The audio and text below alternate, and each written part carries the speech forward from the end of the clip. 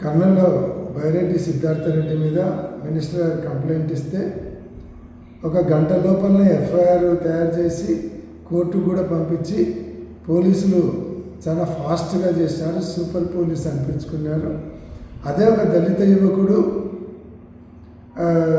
Suicide నోట్లో ఫలానా తిలక్ నా మరణానికి కారణము, అతను పెట్టినటువంటి ఇబ్బందుల వల్ల నేను మరణిస్తున్నాను అని చెప్పి కంప్లైంట్ ఇస్తే సూసైడ్ నోట్లో పెడితే వాళ్ళ తల్లిదండ్రులు డిఎస్పీ ఆఫీస్కు, సిఐ ఆఫీస్కు, ఎస్పీ ఆఫీస్కు తిరిగినా ఇంతవరకు ఎఫ్ఐఆర్ చేయలేదు.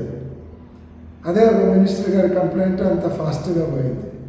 రెండోది ఇట్లనే అయితేనక ప్రజలకు అధికార పార్టీ వాళ్ళకు ఒక న్యాయము, సామాన్య ప్రజలకు ఒక న్యాయం అనేటువంటి అభిప్రాయం వస్తుంది. ఇది కరెక్ట్ కాదు.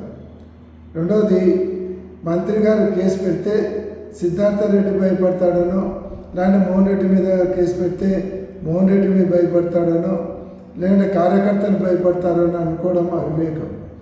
మీరు కేసులు పెట్టినా, జైల్లోకి పంపించినా కార్యకర్తలను కాపాడుకోవడానికి ఎటువంటి పోరాటాలకైనా ఎప్పుడు సిద్ధంగా ఉంటాము. కేసులకు, జైళ్లకు భయపడే వాళ్ళు ఎవ్వరూ లేరని గుర్తుంచుకోవాలని తెలియజేస్తాను.